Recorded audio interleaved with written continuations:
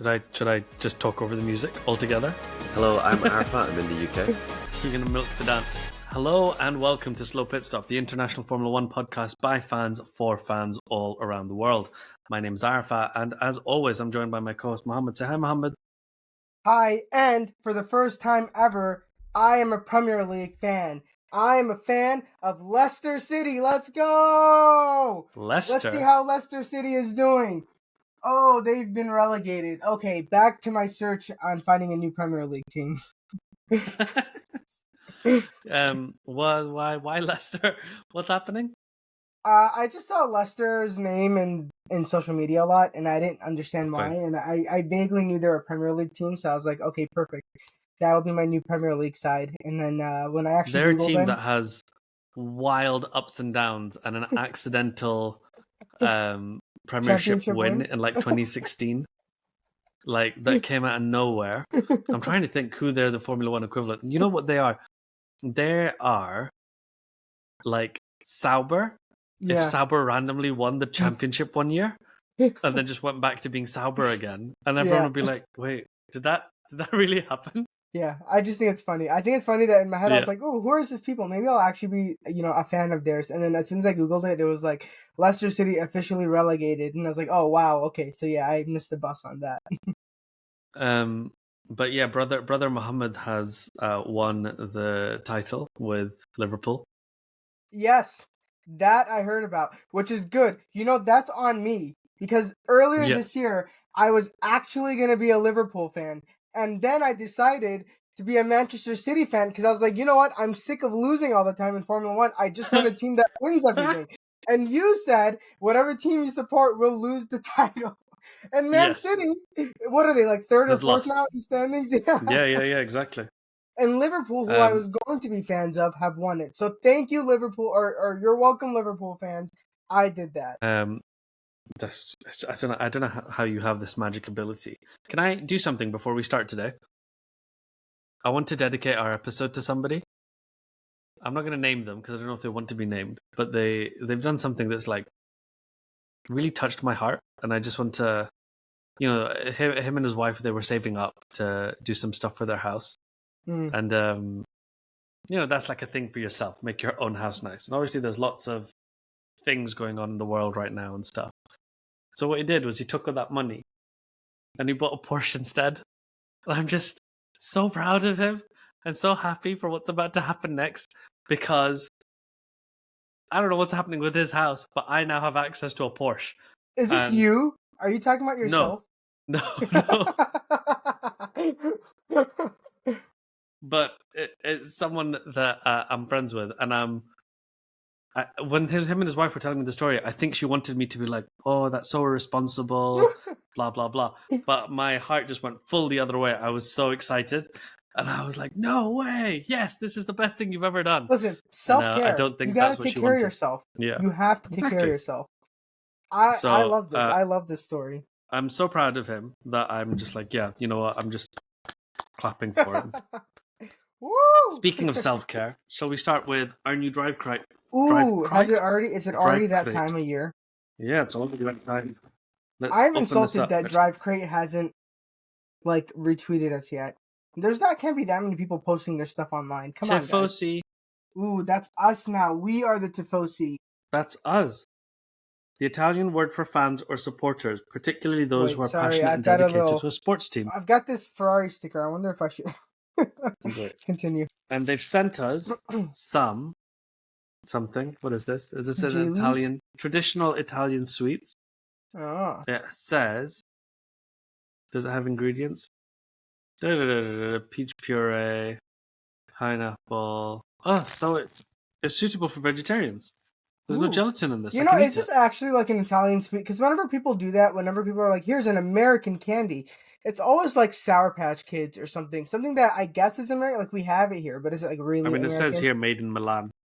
Yeah, but is it like, if you go to Italy and you're like, give me your candy, or however they say it in Italian accent, is that what they bring out? They're like, here it is, sperfori. I suspect so. Right, this says racing sign on it. I don't know what this is. Let's open this up. Racing sign. This is a piece of metal that says Ooh. Imola this way. which is going to be Auto coming up Dromo. very, very soon. Hey, that's cool. So that's very exciting. That's cool. And then here is a racing-themed steering wheel phone pocket. Ooh, that's really cool. I think I I attach like it that. to my phone. I like phone pockets, yeah. You can have that. Oh, this Where, is how sweet. did they find this stuff? There's so much random Boat stuff. out collection, set of metal coasters. Celebrate the spirit of Italian racing heritage. there. Nice. Look at this. Nice. Aerodynamics something are else for I people would that can't use. build engines. We don't have either right now. But yeah, Oh, Ferrari. that's really cool, actually. That is really cool. That's something I would actually use. That, the phone pocket. What's behind you doesn't matter. Enzo Ferrari. I love that. And then, finally, I see something that looks like Lewis Hamilton's signature. Wow. This is one size. Lewis Hamilton flag. It's got a signature on it. And I can see it says Ham. Oh And my it's in the Imola god. dark red. That's. So Oh I've got my Lewis god. I Hamilton want to buy flag. that from it. That's amazing. Wait, can you open it? I want to see it. Or should we not open it? Give it to a You sure? fan. That's fine, we can Okay, open we've it. already If opened a fan it. wants it, they can write into us and explain to me why I should give it to them. It's got a Ferrari logo on it too. Oh, that's so cool. I need that right now. I'm going to go online and buy that. That is so cool. Wow. How good is that? That is so cool. Wow. Oh my god, that is so cool. That's so good.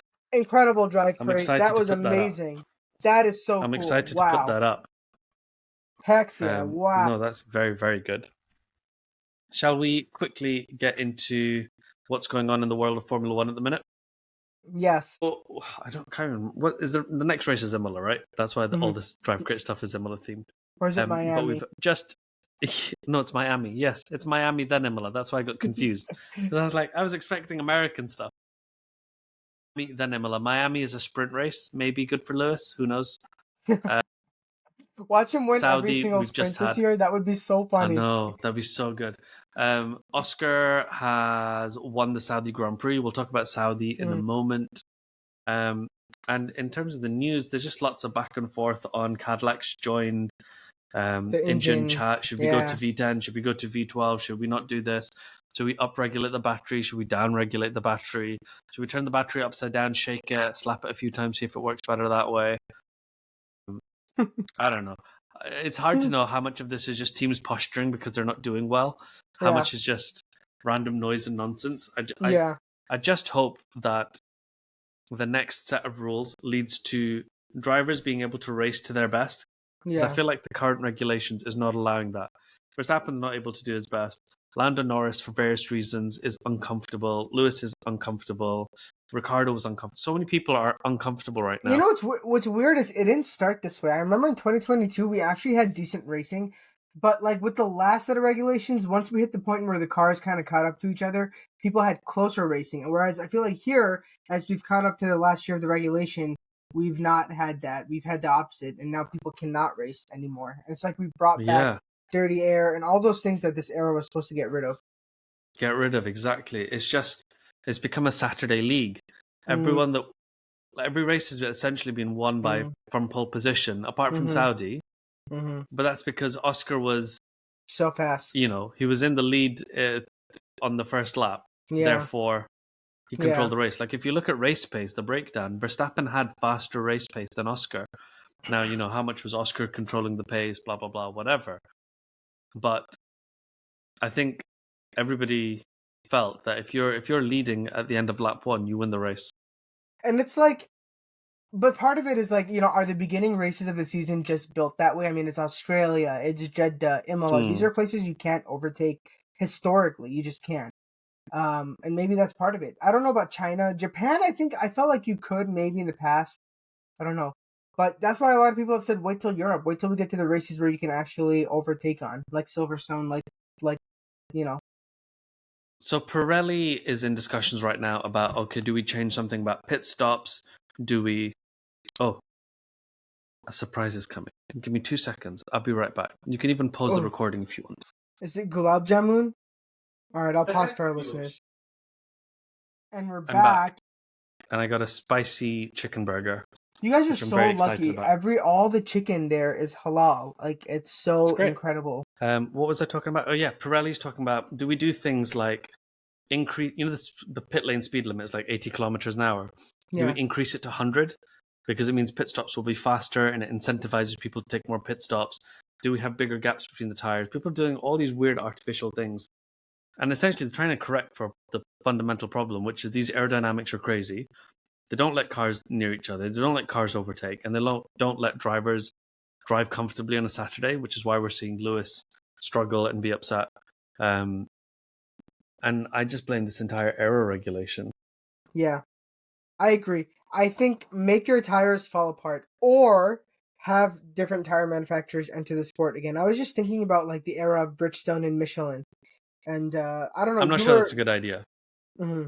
I was going to ask because, so tire manufacturers will then want to outdo each other. They'll make the best tires possible. Everyone will just have a single stop. Tires will be invented that don't need to stop. Yeah. Right now, the need to stop is being engineered in. Yeah. Because Pirelli doesn't need to make their tires look bad, so to speak. Yeah. No, you could easily make a hard tire, right? That just lasts the entire race. Like, put a road tire on the car. It'll last the whole race. Yeah. So people are like, they'd engineer tires that like would last forever. Mm-hmm. Pirelli was specifically asked to create tires that were fine, and then fell off a cliff. But then they started getting a bit of negative backlash because people were like, oh, these Pirelli tires, they don't last. And Pirelli were like, we know how to make tires. You asked us to make this. We'll go back to making tires that last the whole time then. So now Pirelli are making tires that last longer. So yeah, it's all a delicate balance, but what can you do? What's going to happen with this next era, right? Who even knows? Who knows? I thought instead of going through the last race specifically, let's just go through a couple of points. Lando Norris, what do you think is going on with him? He's in a crossroads right now. I don't think he's out of the championship. I think it would be premature to say that Oscar's got it in the bag. I think he's at a crossroads right now where how he responds over the next like 2, maybe 3 races will determine the championship. If he can really come back from difficulty, if he can really take the challenge, beat Oscar, beat Max, and really like take what the role that's kind of meant for him, he'll win it. But if he breaks down mentally, and if he'll just hand it over to Oscar. So Oscar's primed in a position where he looks like he could take over, and I don't think he would crack so easily under pressure. I still say Lando is actually the favorite, even though Oscar is leading. So I've spoken about how like I don't want to specifically comment on how Lando's mood and things should be, but like I think about it like how would I deal with this if I was Zach Brown? And I saw this thing from Vettel because Vettel was in Saudi, and he said, previously drivers had to be all macho and this and that, and he goes, I think it's really good that men now feel more open to just like be friends with each other. Like he goes, my generation previous, you had to be so macho that every other driver was your enemy. Whereas now these guys are hanging out together in Monaco. They're like playing stuff together, tennis, paddleball, whatever. And he goes, for Lando to be able to speak about his emotions and his mood and things, he thinks that's really, really good. What do you think about all of that?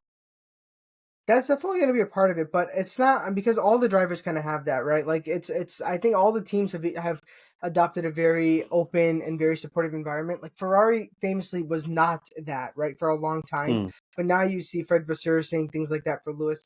I think that's part of it, but it's not even that. I felt like he's had like a chip on his shoulder. Lando has for the past few years, and it's even when he was the number 1 driver, he had like a chip on his shoulder, and I never really understood it. I thought he had to win a race to get it off, but he's won the race now, and it doesn't make sense. So I just think whatever's going on in the back of his mind, whatever thing he's had, maybe there's some trauma he needs to unpack. I don't know, but that's what he really needs to break through, and that really is what differentiates champions from non-champions. If you think about Jenson Button, I know we say a lot about him, but one of the things he did is at the end of the year when the other teams were catching, he kind of still kept his game face on, maximized what he could out of the Braun car, which was no longer as fast as it was, and he held on to it. I mean, imagine if he just DNF'd like 7 races at the end. He would have lost. So there is that mentality that you have to cultivate. Not everybody has it. The team can help, but I think Lando has to be the one to eventually to do it, to make that, change.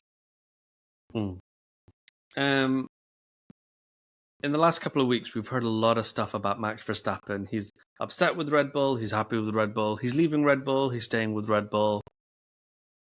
I think it's all just talk. I think realistically, my thing is people talk about a performance clause. If he's not in the top 2 or 3 of the championship by the summer break, he has the option to leave. I think at this point in the season is way too early for anyone to make any decision. I think realistically, he's going to say, this is my team. I want to make it work as best as possible. After the summer, if it's not working, I'll reevaluate my options. But I don't think he's going to do anything until then. One What of do the you things think? I've realized in the past few years listening to rumors in Formula One is that the rumors always start somewhere. It's never somebody just sitting on their couch and tweeting something into the abyss. And it's that theory of mine has been proven right over and over and over again. Like when you think about like the beginning with Ford, like how Ford was supposed to join Formula One, and like every single rumor starts somewhere. And I think that the potential of Verstappen leaving Red Bull is there, maybe even as soon as this year. And I think that's why the rumors are there. He said something to someone at a certain point, which has now fed its way out. It's not definite, and he for sure hasn't committed. Yeah. He'll definitely give Red Bull a chance to catch up. But I think there's actually a thought in his mind. It's just like people who are saying, will Mercedes drop Lewis or will Lewis leave Mercedes? And we didn't know what team he was going to, but clearly he had put out feelers to other teams. Maybe it wasn't just Ferrari. Ferrari may have been his number one choice. He may have actually considered Aston Martin or some other team, but I actually think that drivers want to be in the best team, and I think that Verstappen has put out feelers, or he's let other teams know the possibility that, listen, if things don't work out, I want you to know that I'm going to look for a different team. I think it's possible. I even think it's as possible as this year. It really will, however, probably depend on next year and how the next regulation goes. I think it would be crazy to leave right before regulation. Yeah, I think this year's the wrong time. I think what's interesting, though, is teams are talking to other people. Red Bull is, indirectly having conversations with George Russell and things in the eventuality that Verstappen leaves. Yeah. And I think George Russell, whatever we feel about him, is doing a very good job at Mercedes right now, right? And it almost seems absurd that Mercedes aren't locking him down and putting together a contract for him. But I think they're waiting for the summer break to see what Verstappen does, because I think Toto would be really ruthless and take Verstappen and dump Russell. And I was reading on the race.com about this. Almost seems crazy to me because I can see a swap happening. I can see Verstappen goes to Mercedes and I can see George Russell goes to Red Bull, right? But the way the race was talking about it, they were saying, well, Mercedes engines are going to Alpine next year. Toto Wolff would arrange a soft landing for Russell like he did for Bottas and get Russell to be in Duhan's. Well, no, he would get. That was him in connection with Fred. But they were talking about how Toto would arrange a seat at Alpine for George Russell. Can't think of a worse fate. I didn't see that coming, and what an awful the more thing. I think about it, the less absurd it seems. But I can almost imagine that happening because he's a good driver. I think Alpine would be very lucky to have him. I think Alpine is doing very well right now, all things considered. And I think what I was trying to work out was, would they replace Gasly, or would Gasly stay there and it would be Russell and I don't know. I really like this plan because it involves George Russell going to a team that will destroy his career. So I'm a huge fan of it. I know I'm on board for that reason too. But I'm like, but like he'll be respectable at it. He'll for him he can be like, I did my best. We managed to get some podiums. We finished P3 in the championship. That was a huge result for us. I'm like, yes, well done, George. But also, here's the he's question. Away. There's two questions. Number one, does Mercedes have a championship winning car? Not a race winning car. A championship contending car. I think right now it doesn't. Would you say yes or no? Correct. Yeah, I don't think they do. That's one. Number two, is George Russell a championship contender? I don't think he is, because we famously know he bottles under pressure. But even if you argue that maybe he is, Verstappen for sure is. So if Mercedes doesn't have a championship winning car, then this entire conversation doesn't matter, because Verstappen's not going to move to them. Why would you make a lateral move in Formula One? And they'll keep George Russell. If they have a championship winning car, I think they give George Russell a chance to prove that he can. I think they're like, okay, listen, we'll give you like 3 or 4 races. If you can actually build a lead, then we have no reason to dump you for Verstappen. We have our championship winning driver right there. But I think if they do, and Russell can't, then I think the door is wide open. I think for they can't do Verstappen. after a few races. I think they would give him 2026 and then maybe sign Verstappen for 27. I think they would sign him midway through the year, though. Maybe not put him in the car. Yeah. But maybe Not put him in the car, but they'd have the contract and everything sorted out halfway through the year.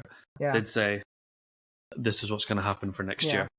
But Can as we it is play a this year is game? way soon. Even the results this year too. So like I said, we've had tracks where you can't overtake on because of the design of the calendar, and we just don't know how things are right now. The end of the year might change. That's what you said last year, right? Like or last episode. You're like things started so differently before and ended so differently. Who knows? 100%. I'm going to share something with you. Just a little bit Is of it your chicken burger? It's not my chicken burger, but it's You want to know something so sad? I'll say leather. Ooh, would you rather? Would you rather? I'm going to play a game with you. I can't see your face. Oh, but I can see yours, and that makes me happy. Wait, let me move you here. Oh, if I do this, there, I can see your face. Great. And I'm going to ask you a series of questions. These are like, because we've just been talking a little bit about the future. I thought let's talk about the past. This is an idea I got after our Canadian friend Adam asked us both about would we trade Lewis Hamilton winning in 2008. Can we call him a Canadian friend anymore? Can we just call him a friend? Let's just continue. Qualifying type of friend. I don't know why we say Canadian. I just realized that now. But yes. I never thought about it. But yeah, Adam asked us if we would let Massa take 2008 if it meant Lewis can take 2021. Ooh. And I said, does this mean time machine? I must have missed that text because, oh God, that's such a hard... Take away his rookie championship. You were on call. Yeah, so we're not rookie, to the year after rookie. But whatever, his first one. His maiden championship. Yeah, exactly. So my thing was, the rules of this, like we have a time machine, we're going back and like moving a pebble somewhere so the result changes. Or are we like litigating this in court? Because I was like, I don't want this in court. But time machine, going back, changing things, that could be interesting. So based on that, the question that he asked, you didn't reply. I now realize you didn't see the text, but that makes more sense than you just being like, this is a stupid question, I'm ignoring it. No, I didn't see it. Okay, well, I've come up with even more questions for you. So the first one is, Lewis wins the 2007 World Driver Championship as a rookie, but Alonso moves to Red Bull and wins 2009 to 2013. Okay. Or Lewis wins 2007 and 2008, but Jensen becomes World Driver Championship again during their time as teammates. Here's the thing. I remember one time, a long time ago, I was bringing up Lewis's partners, and I brought up George Russell, and I compared him to Jensen Button, and you said, and I quote something like, no matter how bad somebody is, they'll never be as bad as Jensen Button. And I didn't understand it, and I still don't understand the Jensen Button hate. Maybe I just had to live through it to understand it. I don't. So I think this is a much difficult choice for you than it is for me, because I would pick number 1 in a heartbeat. Who cares if Alonso is a 6-time champion, if Lewis is an 8-time champion? Who cares? But clearly there's something going on with Jensen. So tell me about Jensen Button. So I like Jensen Button, right? I like that he won in 2009. I was a big fan of his. I think it's just that thing of whenever Lewis has a teammate, my mentality goes to that teammate is the enemy. Yeah. And then as soon as Jensen retired, or as soon as Lewis moved to Mercedes, Jensen was still there for a few years, right? I was like, oh, I like Jensen again. And it's like George Russell. I liked him at Williams. When him and Lewis prepared, I was like, I hate George. I think it's just that. There's no, like, I really like Jensen Button's commentary. I like him as a presenter, as a race driver. I'm a big fan. Yeah, but it was just at that time, and the whole way they like marketed it and everything, they were like, oh, it's the like battle of best British world champion and all that kind of stuff. So, who's going to come out on top? With that said, I'm going to change Jensen's name to George and say Lewis wins 2007, 2008, but George wins when they're teammates. No, I would, whatever the alternate is to George winning is the one I pick. So the hatred for George still outlives. Oh yeah, outweighs massively. Yeah. Okay. Right, shall I give you the next one? Yeah. Okay, Lewis so Lewis wins wins Abu Abu Dhabi. Dhabi 2021, but then never wins a race again. Or Lewis wins a World Driver Championship with Ferrari, but Verstappen breaks all his records. The only way this works is if he wins and retires in the top choice. Because if he wins but stays in the race Yeah. and then never wins again, that's depressing, and I would pick the second one. That's If depressing, he yes. won and retired, he would actually just go out on top. But winning Yeah. with Ferrari, there's a couple benefits to it that actually overweigh Verstappen breaking his records. One, he's winning with a third team, and two, he's winning across 3 eras, which is pretty incredible. So that's also Yeah. really, and I actually don't mind Verstappen breaking his records. Genuinely, I don't, because eventually the records will be broken. It's just the reality. It's not, he can't keep And them forever. I think they're more and more likely to be broken because the calendar is growing. There's more Yeah. races in a season now than there used And the to be. cars There's are like getting 10 better more too, races in right? one season. Yeah. Yeah, so there's 10 more races in one season. Before, Mhm. 16 races a year is now like 24. So, Yeah. um, And it won't take away from Lewis's greatness either. It won't be like, Yeah. oh, Lewis is no longer great. Somebody has done more than him, because he's always going to be in that top tier. Actually, I'm going to go with the second one. I think Lewis wins a World Driver Championship with Ferrari, and eventually Verstappen breaks his records. I think that's okay. I think Lewis winning with Ferrari is something that will be really hard to overcome. Winning in 3 teams across 3 eras, 3 you different would be eras. like, Agreed. yeah. Agreed. And then I think I gave you one last one. This is just about absurdity. So Valtteri gets the Mercedes seat instead of Kimi and beats George Russell, but Russell then goes to McLaren and wins a World Driver Championship. Or Mercedes get their contracts mixed up and accidentally hire Kimi Räikkönen and Kimi Antonelli, but George goes to Red Bull and beats Verstappen there. To a championship, or just beats him in the season? How did you intend to a championship? He wins a championship either way. I think So the crux I have of this to go. is not which upsets you more about George winning in a McLaren or George winning in a Red Bull, because that's the thing of this is it more funny to have 2 Kimmys next to each other, or is it more funny that Valtteri would get a seat and beat George Russell? Because I'm a big Valtteri fan as well. That's and then what Russell beats Lando. That would be hilarious. Yeah. Let's go with the first one. I really like that. Yes. I think that's hilarious. I actually think maybe in an off season George could beat Max if Max mind space completely lost it somehow. Like maybe if he just went crazy and George somehow had it all together, he could beat him in some weird Alto universe. But no, the first one is way funnier. Valtteri gets his seat out of retirement somehow and beats George. In discussions right now with Cadillac and Alpine and all these other people about coming back to Formula One, and I hope he gets a seat.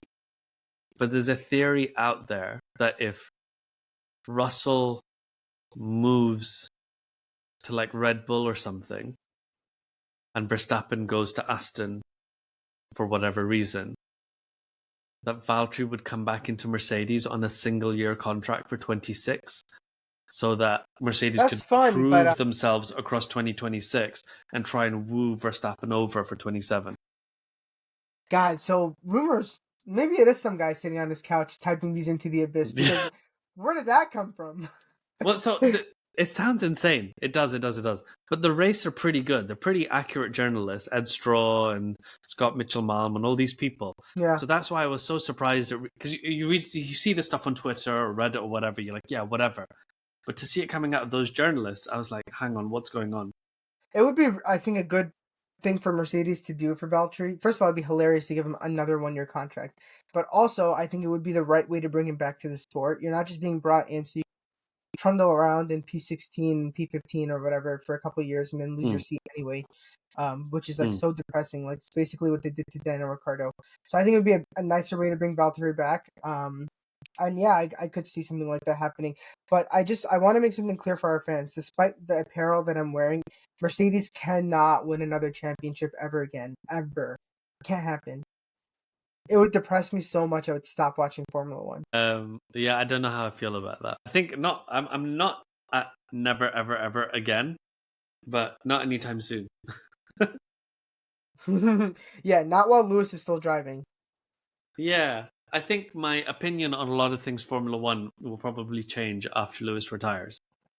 Yeah. Yeah. Because I'm trying to think, like, of all the people there, who would I want to be a world championship? I like Oscar. I like Kimi Antonelli. Yeah, Kimi Antonelli. Yeah. Hopefully, Oscar. I guess Kimi could win for Mercedes. That would not. Yeah. hurt me so much. I'd take that. Yeah. Yeah. Right. So that's our time. Ooh, quick question before we end. Yep. Liverpool has won the Premier League. Who are they in Formula One terms? Are they the McLaren? Yeah, I would say so, but I would say it's significant this year because imagine it's like not just McLaren winning, but McLaren equaling Ferrari's records. That's what's just happened here. The team that's historically been a giant, Manchester United, but has struggled a lot in the last 10, 15 years, has now had all their records equal. Wow. That's what's just happened. Wow. United, holy God, wow. So, and then, if Liverpool win again next year, that's as if McLaren has overtaken Ferrari in terms of... And now McLaren is the team, right, of history. Yeah. If that had happened. Wow. Yeah. So Liverpool has it, but I saw something else where they've only won 2 actual Premier League titles. Everything else has just been top titles. So they've always been one of the top teams. They've just now caught. Yeah, I think it's just been a long time. Yeah. So they were always, in the sort of top 4 or 5 up and down. I suppose McLaren's always been in the top 4 or 5 as well. Well, yeah. I saw this thing the other day. What was it like? People hate on Lance Stroll a lot, but he's made sure his team has always finished in the top 10. That's like a friend of mine. His son recently went to a wrestling competition, and he placed second. And my friend was like, "How many kids were in the division?" And he was like, "Oh, there's 3 kids in the division." He's like, "Well, you can't finish second when there's 3 kids in the division. That's like you beat someone and you lost to someone." So yes, McLaren may have finished top 5, but there's 10 teams. So what does that mean? Yeah. Whereas there's 23 teams in the Premier League. Yeah, okay, yeah. I kind of get it. That would be crazy. I think they're gonna win this year, but we'll see. Anything can happen. Maybe Ferrari will. Yeah, win. I think McLaren will win the constructors unless something radical happens after race 9 when they change the front wing regulations. I suspect they won't, but we just have to wait and see, and hopefully we just get more enjoyable races. I'm gonna do everybody a favor and switch to Mercedes so that I stop jinxing Ferrari. Although, is it really me jinxing Ferrari? People have been jinxing Ferrari. 100% it's you.